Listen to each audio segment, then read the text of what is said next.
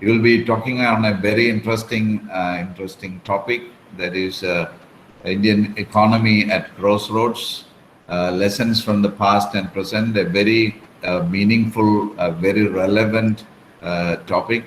And I hope it will be very helpful for our students as well as our faculty, learning what to do or which is the way out. Thank you for accepting our invitation to talk to us. Thank you very much. Thank you for the warm welcome and the nice words, sir. Good afternoon, all. My friend Dr. Thomas, other dignitaries, Dr. Somashekhar, sir, faculty fraternity, and my dear students. I've been very specifically asked to talk in Malayalam and English, or I'm supposed to talk to you in Manglish, which will be a bit difficult for me. Still, we will manage. The effectivity of my session will show only when you people ask me so many questions. I prefer you people asking me so many questions. Just drill me and grill me. That's what I want from you. And if you have any questions, feel free to ask either in Malayalam or in English. Indian economy at crossroads. We need to learn a lot of lessons from the past and the future. Before I move into the session, let me tell you one thing very clearly. I may not be sticking to economics jargons or theories or principles just like that. My presentation is going to be a mixture of statistics with Indian history, probably a bit of world history too. The other day, I just happened to read an article in Economic Times stating that the last quarter we have registered 14% growth in automobile industry. 14% growth in automobile industry, and something we have to look at seriously. We all talk about the pandemic era. We are worried about the days to come, the years to come. We are all worried about the future of Indian industry, Indian economic sector. Yesterday, question asked to Dr. Thomas about the cottage industry and small-scale industry. Yes, we will come to that point later. We'll have a run through our past. Let us start from the 6th century. From 6th century onwards, India used to have trading with China and Romans. Later, trading with the Romans has come down. Adinoru karanam, Roman Empire has diluted little by little, become shaky. So the trade also has come down. From there onwards, again, 12th century, we do have a port. Now that place is called Kodungalur. നമുക്ക് അവിടെ ഒരു harbour ഉണ്ടായിരുന്നു. We used to do business with Arabs, Chinese, Persians, and Jews. The Jews used to run the business there in Cranganore. That is how they started settling in Cranganore, later moved to Cochin, Mattancheri. And from then onwards, we had, if actually speaking, Arabs started doing business with us from, as I said, before 12th century.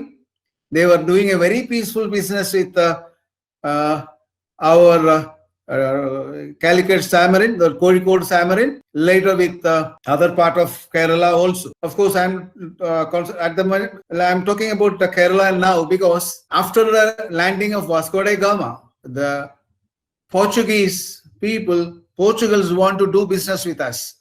And since the Samarins are very sincere and trustworthy, they don't want to do any kind of business. So what did the first convoy of Vasco da Gama was led by a team of criminals. That is what the history says. In fact, Vasco da Gama is not the first person who landed in Kapad. It's somebody else. Somebody else from his convoy. So they came in, they wanted to do business. The Samarin don't want to do the business. So what did they do now? They went outside to the offshore, waited for the ships of Arabs to come, and they pirated it, or they just looted those ships. Probably the history says the Portuguese were the first terrorists. The Portuguese were the first terrorists who taught the Arabs what is terrorism. Now our subject is not terrorism. Definitely, it is not terrorism. I was just talking about the business what we had. Later if you look at 16th century to 17th century, that is 1600 to 1700, we were sharing 22% of the world's GDP rate. 22% of the world GDP rate. In 1770, we had a famine in India. Then the Mughals were ruling the country. A famine in India, and the reason for the famine was none other than because of the taxes by the Britishers. The the farmers were taxed like anything. So there was a famine. So nobody wanted to do agriculture, or it was a revolt that they don't want to do business with. They don't want to farm anything because they need to pay a heavy tax. Later, between 1700 to 1850, you can see that our GDP rate has gone to 39%. That is almost 1/3 of we were sharing the 1/3 of the GDP rate of the world, 39%. And from 1870 onwards, the fall started. 1870 onwards, 1817, the GDP rate of India was just 12. And when the Britishers left India, it showed a negative growth. That is just 4% of the Indian economy. The GDP rate was just minus 4%. That's a negative rate. When you look into the reason why, എന്തുകൊണ്ടാണ് ആ GDP rate താഴേട്ട് വന്നത്, why it has come down, that's always a question. We never had a famine, except in 1943 we had a famine.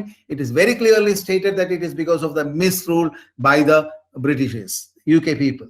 Famine in 1770 is because of the rise of the, between 1870 to 1900, the Britishers transferred around 900 million pounds from India.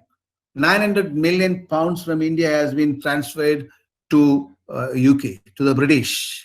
That is the wealth of the country. In 18th century, it says that Bengal and Mysore is supposed to be the richest states in the country, and it is at par with the British economy. The economy of Bengal and Mysore. And that can be one of the reason the Bengal has been divided into two.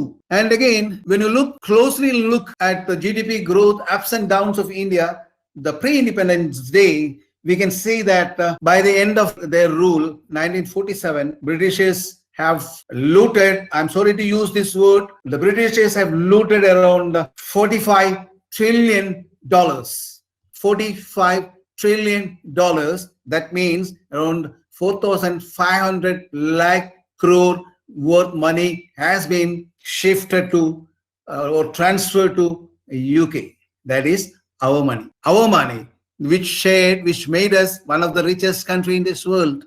The Britishers won 2 world wars, the Second World War, the First World War and the Second World War with our money. Even though 17th century, the Britishers had witnessed the Industrial Revolution. When the revolution took place, the Britishers were ruling the country. And why there was no industry in our nation, in India? That's something to be something very serious to be looked in. There was no absolutely zero industry in our nation. It means that they have exploited. The Britishers were exploiting the resources of this country. Or negative growth means we have been pushed into below poverty line. And again, you can see that between 2019 and 20, 95% of our GDP rate was purely dependent on agriculture. And it was yielding money also. Paisa, panam, അല്ലെങ്കിൽ ഇക്കോണമിയിലോട്ട് വളരെയധികം contribute ചെയ്തിരുന്ന ഒരു ഏരിയയാണ് agriculture എന്നുള്ളത്. നമ്മൾ ഒരു ഇത് നോക്കിയാൽ 1920 to 1930s ഇന്ത്യയിൽ നമുക്ക് 29 ഷുഗർ മില്ലുകൾ തന്നെ ഉണ്ടായിരുന്നു. We had around 29 sugar mills in India. How come? We had when I come back again to Kerala, we had 3 sugar mills in Kerala. Unfortunately, these sugar mills has been closed. I will come back to that story later. You see the other side of the history, that when you look closely at the Kerala, how it was. who the invention of tea, they may say it is by the Europeans, by the Brazilians. They say all those kind of things. Actually, it is not like that. 6th century, one of our prince from the Pallava dynasty went to China to learn more about Buddhism. He went to China. He started his meditation, and with a determination that he will not sleep for the next 10 years. Without sleep, he will meditate. That is what he proclaimed. Almost after 5 years, he started feeling sleepy. He took some leaves from the caves where he stayed. He chewed it, and miracle happened. And that was the tea, which has been later become a habit in China, which has been again sent to Brazil, then to the Europe, then later it came to India. Around 1,52 hectares of property, 52 acres of land were cultivated with tea in Kerala those days in 1920s. 52 acres of land given on lease to the Britishers by the emperor, by the king of Travancore, and they exported 25 crore worth tea to the European countries. Later, when again you in that same time, we had a rubber cultivation into 42,000 acres of land. 42,000 acres of land we have cultivated. And this has been again exported to the European countries, again contributed to our GDP. And again, when you look at the investment of Kerala Travancore Kingdom, you can see that the Wellington Island, before we start thinking of public-private participation, the Travancore kings thought about the public-private participation. They invested around 17 lakh worth rupees to develop the Wellington Island. It was a tripartite program.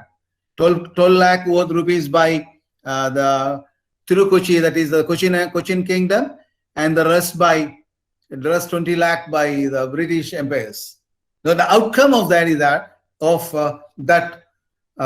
investment is that they made that investment brought us around 5 crore worth income during the third year of their investment.